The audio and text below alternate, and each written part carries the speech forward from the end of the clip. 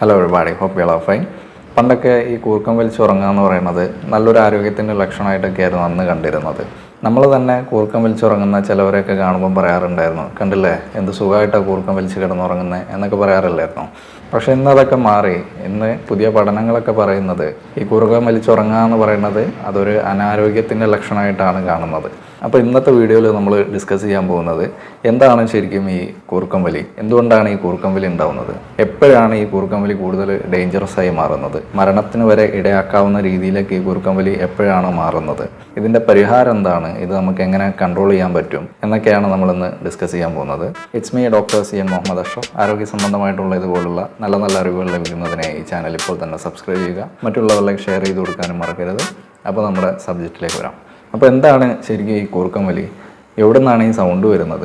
പലപ്പോഴും ഈ കൂർക്കം വലിക്കുന്ന ആളുകൾ അവർ കൂർക്കം വലിക്കുന്നതായിട്ട് അറിയുന്നുണ്ടാവില്ല. അവരുടെ കൂടെ കിടക്കുന്ന ഒരു ഹസ്ബൻഡോ അല്ലെങ്കിൽ വൈഫോ ഫ്രണ്ട്സോ ആരെങ്കിലുമൊക്കെ പറഞ്ഞിട്ടായിരിക്കും അവർ കൂർക്കം വലിക്കുന്നുണ്ട്, രാത്രിയിൽ കൂർക്കം വലിക്കുന്നുണ്ട് എന്ന് അവരറിയുന്നുണ്ടാവുക. ഈ കൂർക്കം വലി പലപ്പോഴും അവരെ കൂടെ കിടക്കുന്ന ആളുകൾക്ക് വലിയ ഡിസ്റ്റർബൻസ് ഉണ്ടാക്കാറുണ്ട്, അവരെ ഉറക്കം കെടുത്താറുണ്ട്. ചിലരൊക്കെ ഈ കൂർക്കം വലിക്കുമ്പോൾ അവർ പോയി നോക്കാറുണ്ട്, അത് എവിടെ നിന്നാണ് ഈ സൗണ്ട് കേൾക്കുന്നത്, വായിൽ നിന്നാണോ അതോ മൂക്കിൽ നിന്നാണോ അതോ വയറ്റിൽ നിന്ന് വല്ലതാണോ സൗണ്ട് കേൾക്കുന്നത് എന്നൊക്കെ പോയി നോക്കാറുണ്ട്. അപ്പോൾ ശരിക്കും ഇത് എവിടെ നിന്നാണ് ഈ സൗണ്ട് വരുന്നത്? വായിൽ നിന്ന് തന്നെയാണ് ഈ സൗണ്ട് വരുന്നത്. നമ്മൾ ശ്വാസം എടുക്കുന്നത് നമ്മളുടെ ശ്വാസനാളത്തിലൂടെയാണ്. അതിന് രണ്ട് ഭാഗങ്ങളുണ്ട്, അപ്പർ എയർവേയും ലോവർ എയർവേയും. അതിൽ ഈ അപ്പർ എയർവേ എന്ന് പറയുന്നത് നമ്മളെ മൂക്ക് മുതൽ നമ്മൾ ഈ തൊണ്ടയുടെ ഭാഗത്ത് വരുന്ന ലാരൻസ് വരെയുള്ള ഭാഗത്തിനാണ് അപ്പർ എയർവേ എന്ന് പറയുന്നത്. അതിൻ്റെ താഴേക്കുള്ള ഭാഗമാണ് ലോവർ എയർവേ. ഇതൊരു കോൺട്രാക്ട് ചെയ്യാനും റിലാക്സ് ചെയ്യാനൊക്കെ പറ്റുന്ന ഒരു റബ്ബർ ട്യൂബ് പോലെയൊക്കെയാണുള്ളത്. അപ്പോൾ ഇതിനെ ഈ കോൺട്രാക്ട് ചെയ്യാനും റിലാക്സ് ചെയ്യാനൊക്കെ സഹായിക്കുന്ന രണ്ട് മസിൽസ് ഉണ്ട്, കോൺട്രാക്റ്റൈലും ഡയലൈറ്റർ മസിൽസ്. ഈ രണ്ട് മസിൽസാണ് ഇതിനെ ചുരുങ്ങാനും ഒന്ന് റിലാക്സ് ചെയ്യാനും ഒക്കെ സഹായിക്കുന്നത്. യൂഷ്വലി ഇതെപ്പോഴും ബാലൻസ്ഡ് ആയിട്ടാണ് ഉണ്ടാവുക. പക്ഷെ നമ്മൾ ഉറങ്ങുന്ന സമയത്ത് നമ്മളുടെ മസിൽസൊക്കെ കംപ്ലീറ്റ്ലി ചുരുങ്ങി നല്ല റിലാക്സ്ഡ് ആയിട്ടായിരിക്കും നമ്മൾ ഉറങ്ങുന്നുണ്ടാവുക.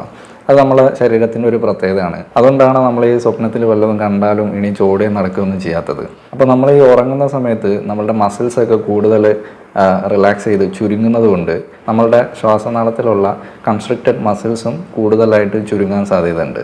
ഇതെല്ലാവർക്കും അങ്ങനെ കൂടുതലായിട്ട് ചുരുങ്ങാറില്ല, ചില ആളുകൾക്കാണ് ഇത് കൂടുതലായിട്ട് ചുരുങ്ങുന്നത്. അത് ആർക്കൊക്കെയാണെന്ന് ഞാൻ വഴിയെ പറഞ്ഞുതരാം. അങ്ങനെ കൂടുതലായിട്ട് ചുരുങ്ങിക്കഴിഞ്ഞാൽ നമ്മളെ ശ്വാസനാളത്തിൻ്റെ വ്യാപ്തി കുറയും. അപ്പോൾ എന്താ സംഭവിക്കുക? എയർ ഫ്ലോയും കുറയാൻ തുടങ്ങും. ഈ ഒരു എയർവേയിൽ തന്നെ ഒരു സ്ട്രക്ചർ ഉണ്ട്, അണ്ണാക്ക് അല്ലെങ്കിൽ ഊല എന്നൊക്കെ പറയാറുണ്ട്. അപ്പോൾ ഈ ഒരു എയർ ഫ്ലോ കുറയുമ്പോൾ ഇവിടെയുള്ള ഈ അണ്ണാക്ക് ഇങ്ങനെ വൈബ്രേറ്റ് ചെയ്യാൻ തുടങ്ങും. ആ ഒരു വൈബ്രേഷനാണ് നമുക്ക് ഈ ഒരു കൂർക്കം വലിയായിട്ട് തോന്നുന്നത്. അപ്പോൾ ഈ കൂർക്കം വലിയുടെ സൗണ്ട് എവിടെ നിന്നാണ് വരുന്നതെന്ന് നിങ്ങൾക്ക് ഇപ്പോൾ ക്ലിയർ ആയിട്ടുണ്ടാവുമല്ലോ. ഇനി ഈ സ്ഥിരമായിട്ട് കൂർക്കം വലി മാറാതെ ഇങ്ങനെ സ്ഥിരമായിട്ട് നിൽക്കുന്നതിൻ്റെ കുറച്ച് പ്രധാനപ്പെട്ട കാരണങ്ങളുണ്ട്. അതെന്തൊക്കെയാണെന്ന് പറയാം.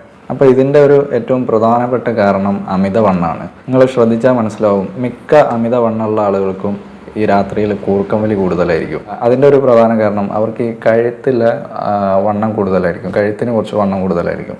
ആ ഭാഗങ്ങളിൽ ശ്വാസനാളത്തിൻ്റെ ചുറ്റുമുള്ള മസിൽസിൽ കൂടുതലായിട്ട് ഫാറ്റ് അടിഞ്ഞു കൂടിയിട്ട് ഇത് രാത്രി സമയത്ത് കൂടുതൽ റിലാക്സ് ആയിട്ട് അവിടെ ബ്ലോക്കായിട്ട് ഇത് കൂർക്കം വലിയായിട്ട് മാറാറാണ് പതിവ്.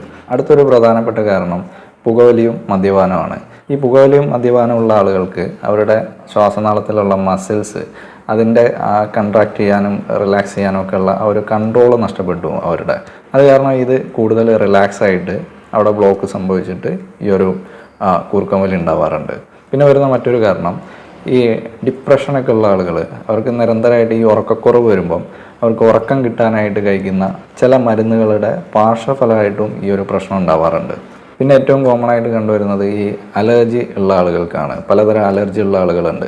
അതിൽ പ്രത്യേകിച്ച് കുട്ടികൾക്ക് ഉണ്ടാവുന്ന കൂർക്കം വലിൻ്റെ ഒരു പ്രധാന കാരണം ഇതൊക്കെ തന്നെയാണ്. ഈ തൊണ്ടവേദന ഉണ്ടായിട്ടോ അവരുടെ അഡിനോയിഡ്സിനൊക്കെ വീക്കം സംഭവിച്ചിട്ട് ബ്ലോക്ക് വന്ന് കൂർക്കം വലിയായിട്ട് മാറാറുണ്ട്. പിന്നെ മുതിർന്നവർക്കൊക്കെ ആണെങ്കിൽ അവർക്കുണ്ടാവുന്ന സൈനസ് ഇൻഫെക്ഷന്, നാസൽ പോളിപ്പ്, മൂക്കിൽ വളർന്നു വരുന്ന ദശ, ഗ്യാസ്ട്രൈറ്റിസ്, നെഞ്ഞരിച്ചിലൊക്കെ ഉള്ള ആളുകൾക്ക് ഈ ഒരു പ്രശ്നം ഉണ്ടാവാറുണ്ട്. ഇനി ഈ കൂർക്കം വലിക്കുന്നവരിൽ ഏറ്റവും ശ്രദ്ധിക്കേണ്ട, ഏറ്റവും ഡേഞ്ചറസ് ആയിട്ടുള്ള ഒരു കൂട്ടരുണ്ട്. അവരാരാണെന്ന് ഞാൻ പറയാം. ഈ കൂർക്കം വലിച്ചുകൊണ്ടിരിക്കുമ്പോൾ പെട്ടെന്ന് താളം തെറ്റുന്ന ആളുകളാണ്. അവരുടെ ഒരു രീതി എങ്ങനെയാണെന്ന് വെച്ചാൽ നിങ്ങൾക്ക് ശ്രദ്ധിച്ചാൽ മനസ്സിലാവും, നല്ല കൂർക്കം വലിച്ച് ഉറങ്ങുന്നുണ്ടാവും. അങ്ങനെ കൂർക്കം വലിച്ച് ഉറങ്ങിക്കൊണ്ടിരിക്കുമ്പോൾ പെട്ടെന്നുണ്ടാവും കൂർക്കം വലി നിന്നിട്ട് സ്റ്റക്കായി നിൽക്കുന്നുണ്ടാവും. പിന്നെ സൗണ്ടൊന്നും കേൾക്കാനുണ്ടാവില്ല.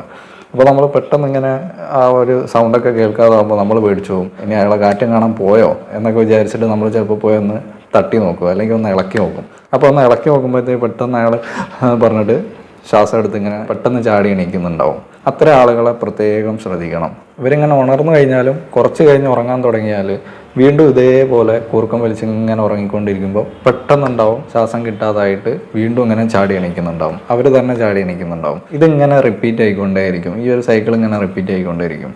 അവരിത് അറിയുന്നുണ്ടാവില്ല. അവരിടയ്ക്ക് ഇതേപോലെ എഴുന്നേൽക്കുമ്പോൾ ഉറക്കം കിട്ടുന്നില്ലല്ലോ എന്ന് വിചാരിച്ചിട്ട് ചിലപ്പോൾ എണീച്ച് വേറെ എവിടെയെങ്കിലും മാറിയൊക്കെ ഇരുന്നുറങ്ങാൻ നോക്കും. ഇരുന്നുറങ്ങിയാലും ഇത് തന്നെ ആയിരിക്കും സ്ഥിതി. കുറച്ച് കഴിയുമ്പോഴത്തേക്ക് ശ്വാസം കിട്ടാതായിട്ട് ചാടി എണീക്കും.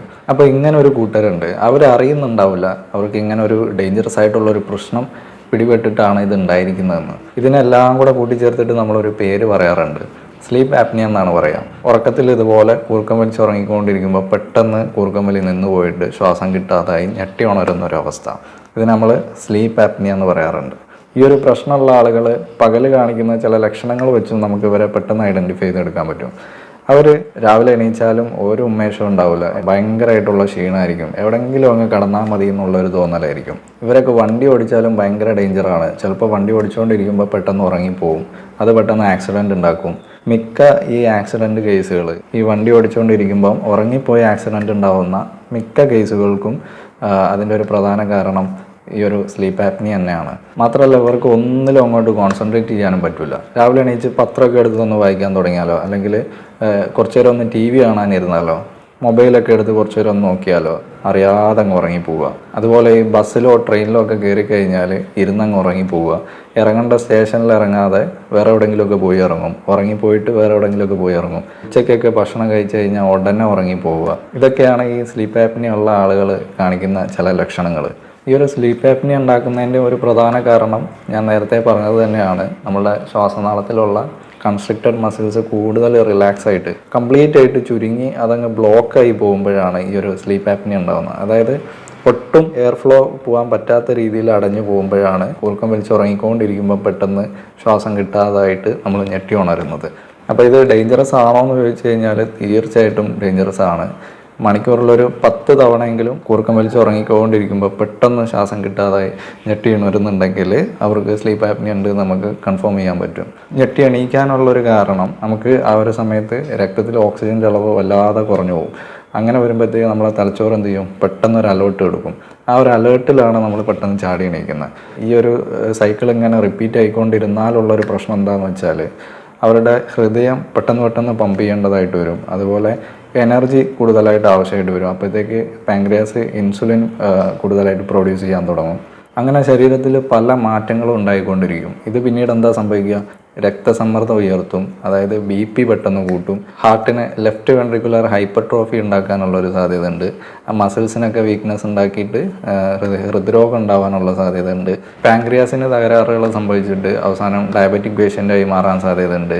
പിന്നെ നിരന്തരം ഇതിങ്ങനെ ചേഞ്ചസ് വന്നുകൊണ്ടിരിക്കുമ്പോൾ അവർക്ക് ഹോർമോണൽ ഇൻബാലൻസ് ഒക്കെ ഉണ്ടായിട്ട് തൈറോയിഡ് പ്രശ്നങ്ങൾ ഉണ്ടാവാൻ സാധ്യത ഉണ്ട്. അവസാനം ഇത് പെട്ടെന്ന് ഹാർട്ട് അറ്റാക്കിലേക്കും സ്ട്രോക്കൊക്കെ വരുത്താനുള്ള ഒരു അവസ്ഥയിലേക്ക് ഇത് ചെന്നെത്താറുണ്ട്. അതുകൊണ്ടാണ് നമ്മൾ പലപ്പോഴും കേൾക്കാറുണ്ട് ഈ ഉറക്കത്തിൽ മരണം സംഭവിച്ചു, ഉറങ്ങിക്കിടന്നതിൻ്റെ ഇടയിൽ രാവിലെ എണീച്ചപ്പം മരിച്ചുപോയി എന്നൊക്കെ പറഞ്ഞിട്ട് നമ്മൾ വാർത്തകൾ കേൾക്കാറുണ്ട്. അതിൻ്റെയൊക്കെ ഒരു പ്രധാന കാരണം ഇതൊക്കെ തന്നെയാണ്, ഈ സ്ലീപ്പ് ആപ്നിയ ആണ് അതിൻ്റെ ഒരു പ്രധാന കാരണം. അതിലൂടെ ചിലപ്പോൾ അറ്റാക്ക് വന്നിട്ടോ മയോകാർഡിയൽ ഇൻഫെക്ഷൻ വന്നിട്ടൊക്കെ മരണം സംഭവിച്ചു പോയേക്കാം. അപ്പോൾ ഈ ഒരു കൂർക്കം വലി അത്ര നിസ്സാരക്കാരനല്ല എന്ന് നിങ്ങൾക്ക് മനസ്സിലായിട്ടുണ്ടാവും എന്ന് വിചാരിക്കുന്നു. ഇത്തരം പ്രശ്നങ്ങളുള്ള ആളുകളാണെങ്കിൽ തീർച്ചയായിട്ടും നിങ്ങളൊരു ഡോക്ടറെ കൺസൾട്ട് ചെയ്തിട്ട് സ്ലീപ്പ് ടെസ്റ്റ് നടത്തി സ്ലീപ്പ് ആപ്നിയ ഉണ്ടോ എന്ന് ഡയഗ്നോസ് ചെയ്ത് ഉണ്ടെങ്കിൽ അതിനനുസരിച്ചുള്ള ട്രീറ്റ്മെൻറ്റും എത്രയും പെട്ടെന്ന് ചെയ്യണം. ഇനി ഒരു പരിധി വരെയൊക്കെ നമുക്കിത് കൺട്രോൾ ചെയ്യാനുള്ള കുറച്ച് മാർഗ്ഗങ്ങൾ കൂടെ ഞാൻ പറഞ്ഞുതരാം. അതിലേറ്റവും പ്രധാനമായിട്ട് ഇങ്ങനെ ഒരു പ്രശ്നം ഉണ്ടെന്ന് പറഞ്ഞു കഴിഞ്ഞാൽ ഒരു ഡോക്ടറെ കൺസൾട്ട് ചെയ്തിട്ട് എന്ത് കാരണം കൊണ്ടാണ് നിങ്ങൾക്ക് കൂർക്കം വലി ഉണ്ടാകുന്നത്, ഞാൻ ഒരുപാട് കാരണങ്ങൾ പറഞ്ഞല്ലോ, അതിലെന്ത് കാരണം കൊണ്ടാണ് ഈ ഒരു കൂർക്കം വലി ഉണ്ടാകുന്നതെന്ന് കണ്ടെത്തിയിട്ട് അതിനുള്ള ട്രീറ്റ്മെൻറ്റ് ചെയ്യുക. ആദ്യമേ ആ ട്രീറ്റ്മെൻറ്റ് ചെയ്താൽ ആ ഒരു കൂർക്കം വലിയും മാറും, നിങ്ങളുടെ ആ ഒരു അസുഖവും മാറി കിട്ടും. പിന്നെ ഒട്ടുമിക്ക ആളുകളിലും ഈ ഒരു കൂർക്കം വലി കണ്ടുവരുന്നത് അമിതവണ്ണക്കാരിലാണ്. അപ്പോൾ അമിതവണ്ണമുള്ള ആളുകളാണെങ്കിൽ നിങ്ങൾ തീർച്ചയായിട്ടും നിങ്ങളെ വണ്ണം കൺട്രോൾ ചെയ്യണം. നിങ്ങളെ ഹൈറ്റിനൊത്ത വെയിറ്റ് എപ്പോഴും ബാലൻസ് ചെയ്ത് കൊണ്ടുപോകാൻ നോക്കണം. വെയിറ്റ് കുറയ്ക്കാൻ നിങ്ങൾ പല മാർഗ്ഗങ്ങൾ ട്രൈ ചെയ്തിട്ടൊന്നും കുറയുന്നില്ല എന്നുണ്ടെങ്കിൽ നമ്മളൊരു വീഡിയോ ഇതിൻ്റെ മുമ്പേ ചെയ്തിരുന്നു, വെയിറ്റ് എങ്ങനെ ഈസി ആയിട്ട് കുറയ്ക്കാമെന്നുള്ളത്. അതിൻ്റെ ലിങ്ക് ഞാനിവിടെ വേണമെങ്കിൽ പിൻ ചെയ്യാം. നിങ്ങളൊന്ന് കാണാത്തവരുണ്ടെങ്കിൽ ഒന്ന് കണ്ടു നോക്കുക. വെയിറ്റ് എപ്പോഴും ഡേഞ്ചറാണ്. അത് ഇനി ഈ ഒരു അസുഖമല്ല, ഏത് അസുഖത്തിനാണെങ്കിലും വെയിറ്റ് ഓവറായി കഴിഞ്ഞാൽ അത് ഒരുപാട് പ്രശ്നങ്ങൾ ഉണ്ടാക്കും. വെയിറ്റ് എപ്പോഴും നിങ്ങൾ ഹൈറ്റിനൊത്ത വെയിറ്റ് ബാലൻസ് ചെയ്ത് കൊണ്ടുപോകാൻ നോക്കുക. പിന്നെ ഈ ശ്വാസനാളത്തിന് ബ്ലോക്ക് ഉണ്ടാക്കുന്ന തരത്തിലുള്ള എന്തെങ്കിലും അലർജി പ്രശ്നങ്ങളുണ്ടെങ്കിൽ അതൊക്കെ നേരത്തെ തന്നെ ക്ലിയർ ആക്കുക, ട്രീറ്റ് ചെയ്ത് ക്ലിയർ ആക്കുക. പിന്നെ ആസിഡിറ്റി, ഗ്യാസ്ട്രൈറ്റിസ് പോലുള്ള പ്രശ്നങ്ങളൊക്കെ ഉള്ള ആളുകളാണെങ്കിൽ അതും ട്രീറ്റ് ചെയ്യാൻ നോക്കുക. അവർ രാത്രിയിൽ ഭക്ഷണം നേരത്തെ കഴിക്കാൻ നോക്കുക. പരമാവധി ഒരു 2-3 മണിക്കൂർ മുമ്പേ, കിടക്കുന്നതിൻ്റെ ഒരു 3 മണിക്കൂർ മുമ്പെങ്കിലും ഭക്ഷണം കഴിക്കാൻ നോക്കുക. കിടക്കുന്നതിൻ്റെ മുമ്പ് കുറച്ച് വെള്ളം കുടിച്ചിട്ട് കിടക്കുക. കിടക്കുന്നതിൻ്റെ മുമ്പെന്ന് മാത്രമല്ല, അല്ലാതെയും നല്ല രീതിയിൽ വെള്ളം കുടിക്കാൻ നോക്കുക. പിന്നെ ഉറങ്ങാൻ കിടക്കുമ്പോൾ എപ്പോഴും സൈഡിലേക്ക്, വലത് ഭാഗത്തേക്ക് ചരിഞ്ഞ് കിടക്കാൻ നോക്കുക. കാരണം അല്ലാതെ കിടക്കുമ്പോൾ ശ്വാസനാളത്തിലെ മസിൽസ് കൂടുതലായിട്ട് റിലാക്സായി വന്ന് അവിടെ ബ്ലോക്ക് ഉണ്ടാക്കാനൊക്കെ ഉള്ളൊരു സാധ്യത ഉണ്ട്. അപ്പോൾ പരമാവധി വലത് ഭാഗത്തേക്ക് തന്നെ ചരിഞ്ഞ് കിടക്കാൻ നോക്കുക. അപ്പോൾ ഇതൊക്കെയാണ് കുറച്ച് ശ്രദ്ധിക്കേണ്ട കാര്യങ്ങൾ. അപ്പോൾ ഇന്നത്തെ വീഡിയോ ഇവിടെ വൈൻഡപ്പ് ചെയ്യുകയാണ്. ഈ വീഡിയോ നിങ്ങൾക്ക് ഉപകാരപ്രദമായി എന്ന് വിശ്വസിക്കുന്നു. സ്ലീപ്പ് ആപ്നിയ ഉള്ള ആളുകൾ പ്രത്യേകം ശ്രദ്ധിക്കണം, അത് മറന്നു പോകരുത്. അടുത്തൊരു നല്ല വീഡിയോയുമായിട്ട് വീണ്ടും കാണാം. അതിൻ്റെ മുമ്പേ നമ്മുടെ ചാനൽ സബ്സ്ക്രൈബ് ചെയ്യാത്തവരുണ്ടെങ്കിൽ സബ്സ്ക്രൈബ് ചെയ്യുക, ലൈക്ക് ചെയ്യുക, മറ്റുള്ളവരിലേക്ക് ഈ അറിവ് ഷെയർ ചെയ്ത് കൊടുക്കാനും മറക്കരുത്. അപ്പോൾ അടുത്തൊരു നല്ല വീഡിയോയുമായിട്ട് വീണ്ടും കാണാം. ബൈ.